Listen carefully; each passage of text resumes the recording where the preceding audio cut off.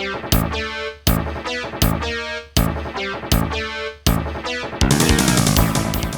of my favorite things about Megami Tensei games has got to be the music.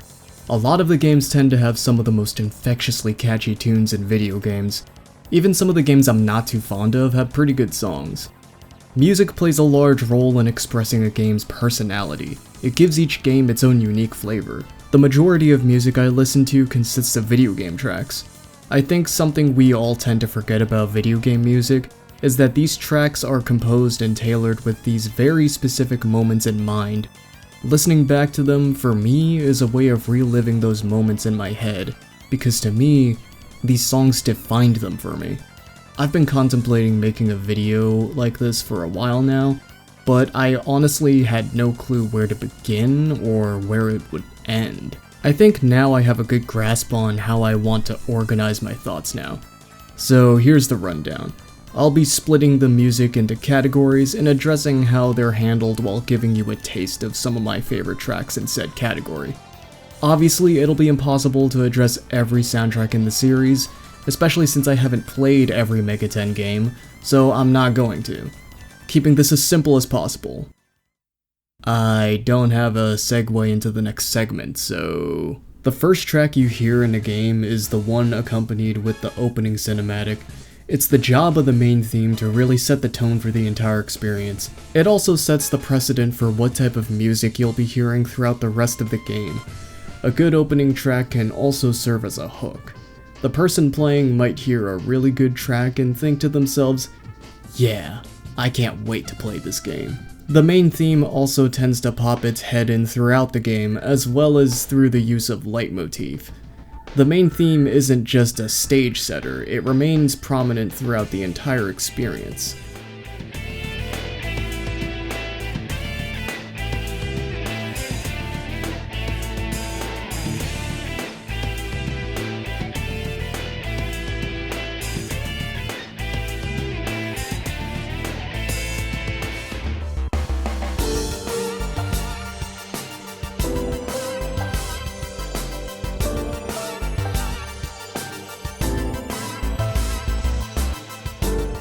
Hell, sometimes you don't even need a fancy FMV.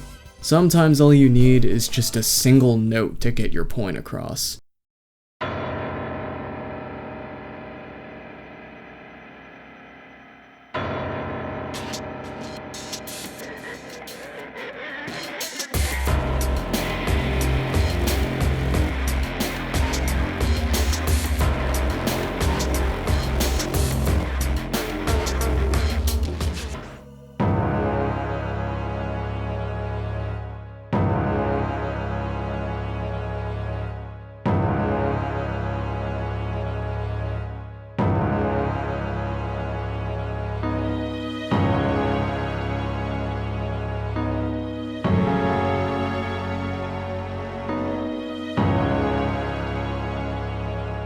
That's just the frickin' title screen.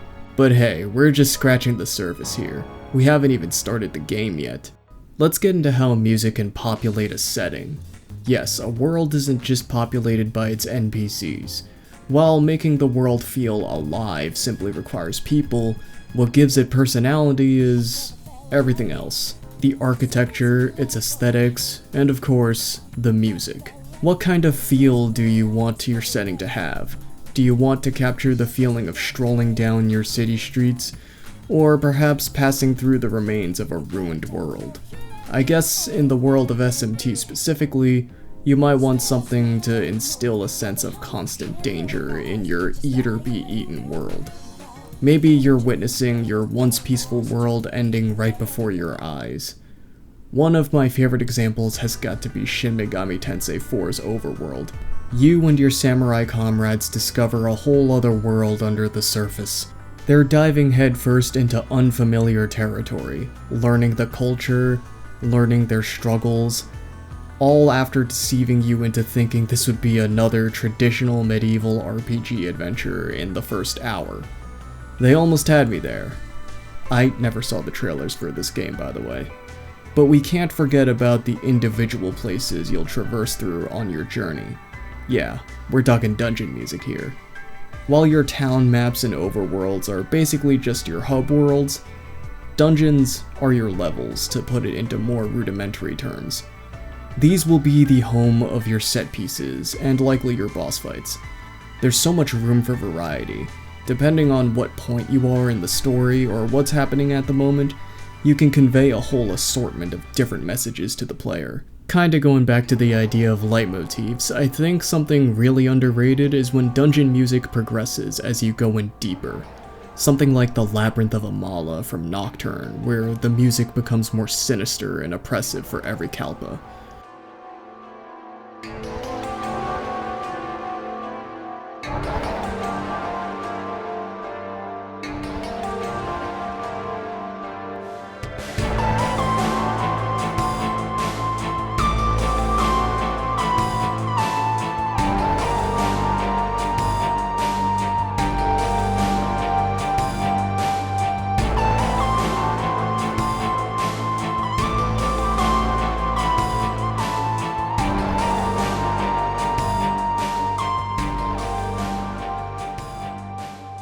Persona 5 also does this with mementos. Hell, even Persona Q has done this with their 10-floor labyrinths.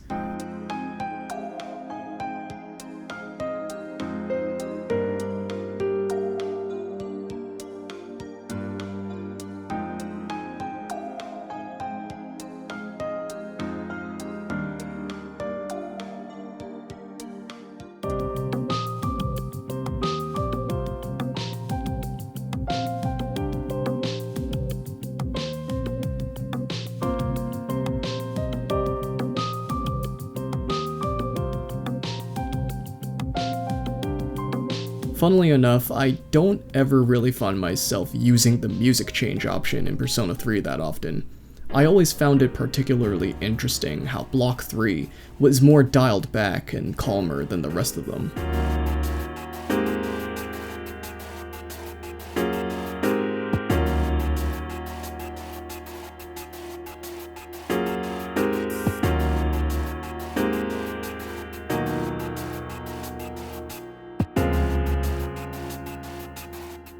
The final block actually going against this trend here, and sounding more hopeful and optimistic.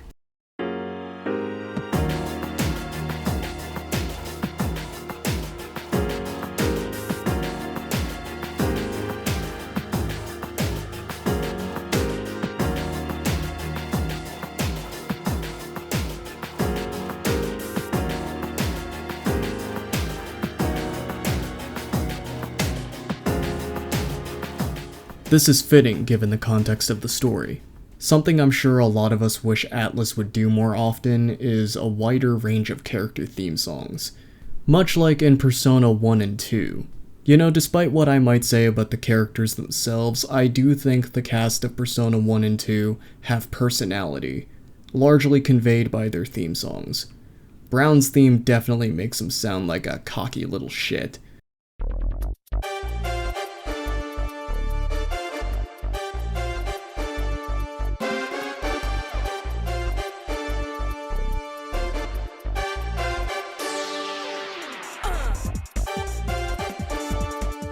Tatsuya sounds badass.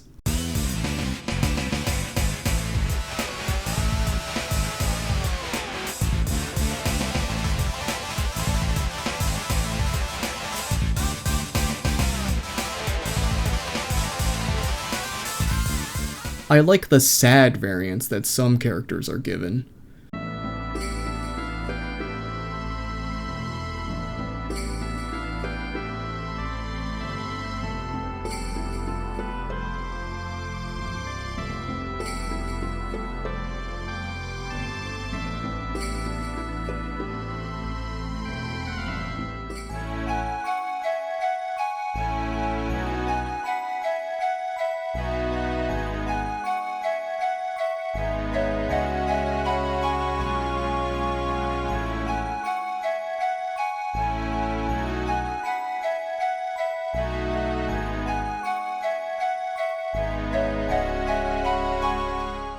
You know, come to think of it, this seems to mostly just be a Persona thing.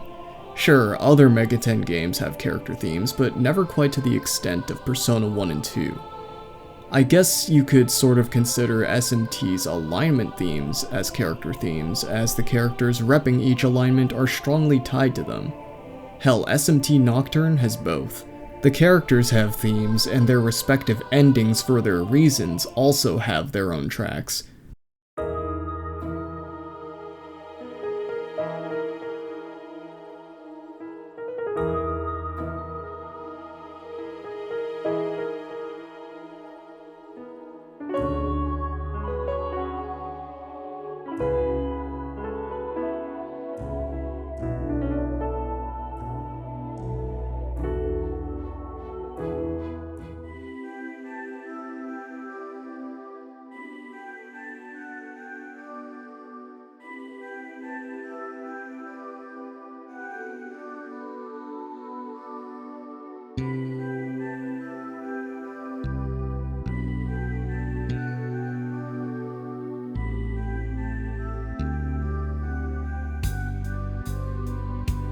SMT5 Vengeance also has multiple variants with their two alignment reps, Tao and Yoko, for the canon of Vengeance.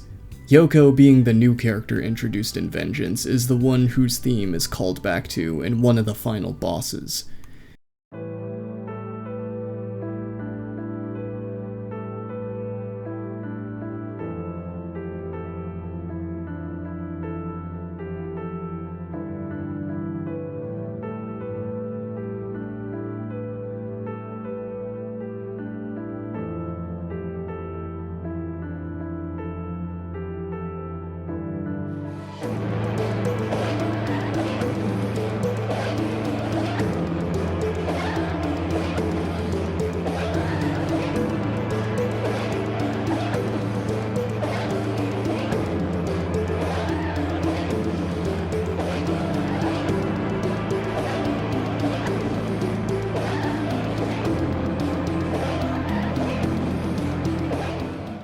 Alright, time for the real meat of this video. I love battle themes in RPGs. Considering how much I value combat in RPGs, it follows that battle music is a huge part of the experience for me, for pretty much the same reasons. You spend a lot of time on the battle screen, so you better make sure that I don't get sick of it. Two ways of making sure that doesn't happen is by either A, being so good I never want to stop listening to it, B, having a wide variety of battle themes under different contexts, or both. Something I didn't really talk about in my SMT5 Vengeance video was how fire the music is. It easily has the most consistently banging battle tracks of any Megaten game I've played so far. Except for this one. The normal encounter theme is already great. A nitpick I have with most battle themes in Megaten is that they take about a minute to pick up, which isn't very good for short encounters that might not even reach that length. The battle ends before it can really get good. The Vengeance battle theme immediately turns up the intensity.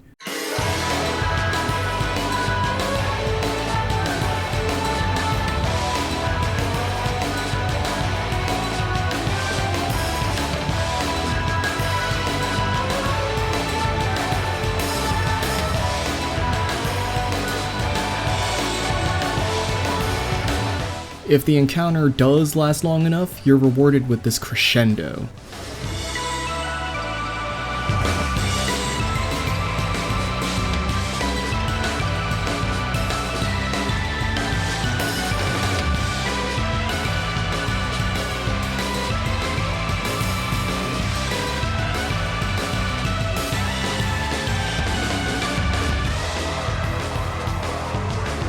I was also pleasantly surprised by the multiple different battle themes for quest fights and optional battles. Yeah, more than one. But I don't want to make this video all about Vengeance. Aside from variety and just sounding good, there's also narrative parallels to consider. My go-to example for this has to be Hunting Comrades from Digital Devil Saga. As the name implies, this battle theme occurs during boss fights in the story where you're forced to put down your own allies when they lose control of their hunger due to the Atma virus. This is literally a fight that you don't want to have. and you can feel the hesitation, the emotion going through the party's heads.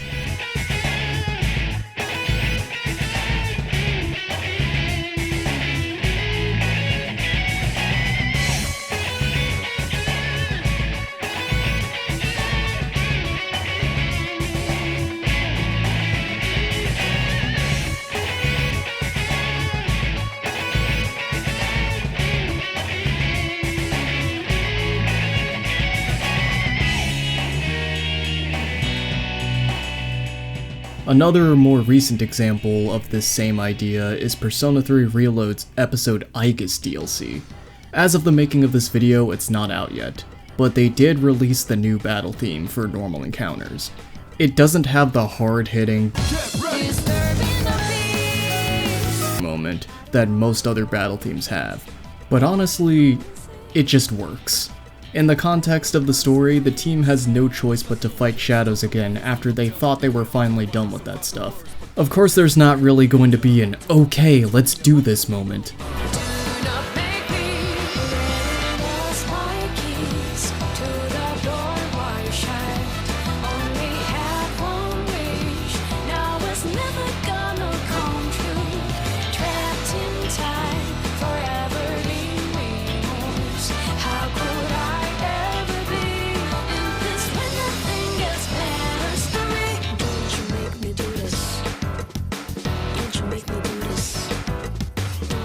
Another benefit to Persona music is that it also has lyrics to make the message even clearer.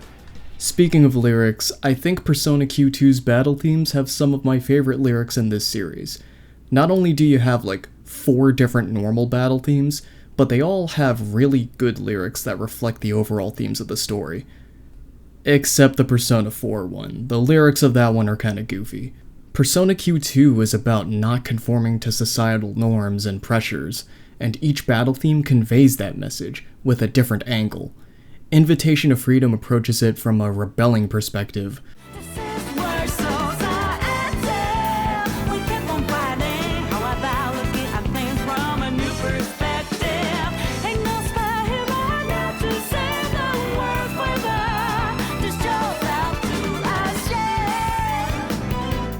Pull the Trigger is about the internal struggle of facing said pressures and not giving in.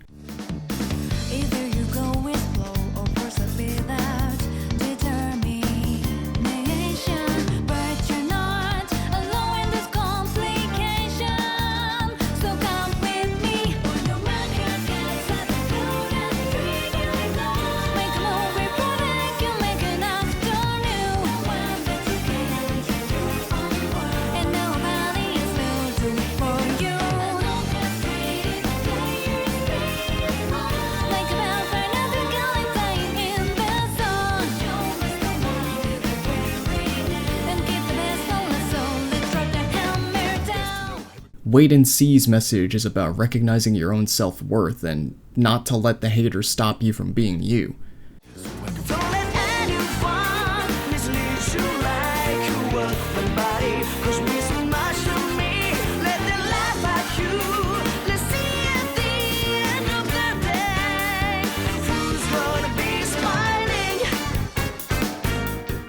The boss theme, Nothing Is Promised, is the pinnacle of all of this, being about committing to that choice and standing your ground.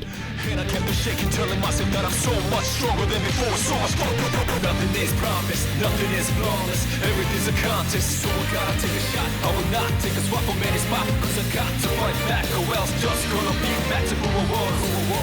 I don't stop for a reason, that means gonna be me, determined not to surrender. Under any circumstances, over my dead body is the only chances. Theatrics and narratives aside, I can still appreciate even the simplicity of music as mainly an aesthetic. I'm pretty lukewarm on classic Megaten games in terms of the narrative, but I'm fully on board with them from a visual and audio standpoint. I love SMT1's battle theme, despite it being one of the only 2 battle themes in the game. I never got tired of it. Unfortunately, the original Super Famicom soundtrack gets copyright claimed on YouTube, and I don't like any of the newer versions of it.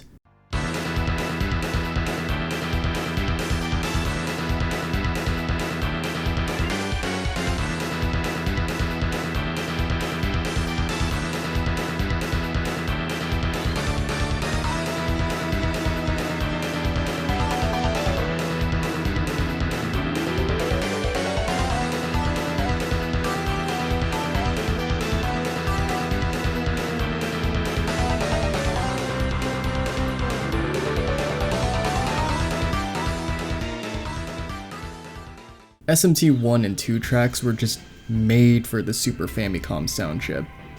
They just don't really work on other sound hardware in my opinion. Soul Hackers is another very aesthetic game. The narrative doesn't resonate as much with me as other Megaten games, but it does fit well within the cyberpunk anime OVA vibe that they're trying to imitate. A large part of what carries that vibe is the music. I like how every flashback character has their own battle theme.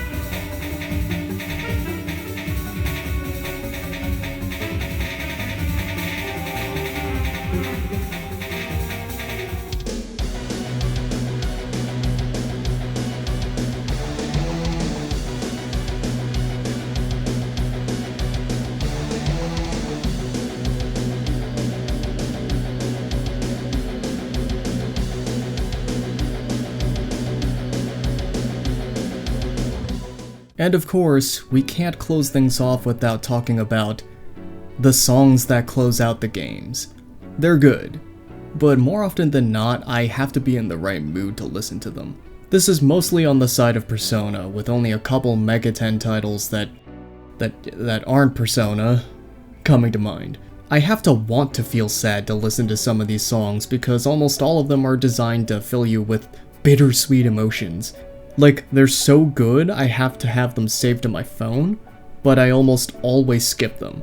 Again, it's not because I hate them, it's because I don't want to think about Surf and Sarah just barely not being able to reach each other's hands, or the Persona 3 protagonist dying. Oftentimes the credit themes will bring the entire game full circle using leitmotif consistently throughout the course of the game. Joy is a song that you hear all the time throughout Persona 3. Same goes for songs like I'll Face Myself in Persona 4. It's to the point where you might even start to feel these songs are overused. Although nothing will ever get as grating as Who Is There. I fucking hate that song.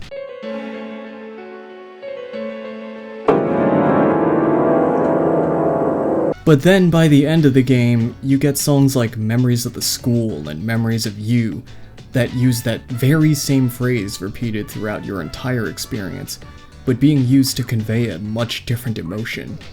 A joyful tune changed into a nostalgic tune with a feeling of leaving it all behind soon.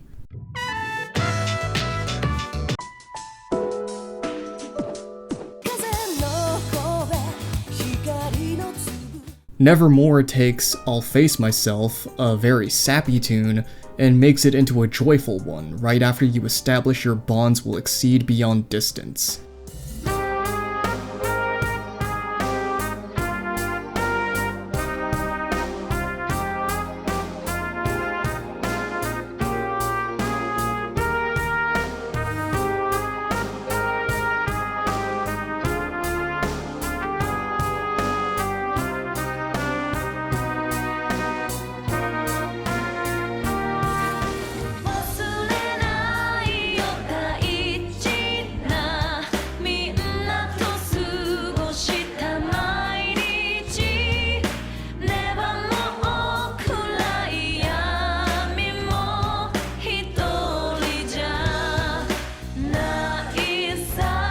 I could go on for hours, but obviously I haven't played every Megaten game.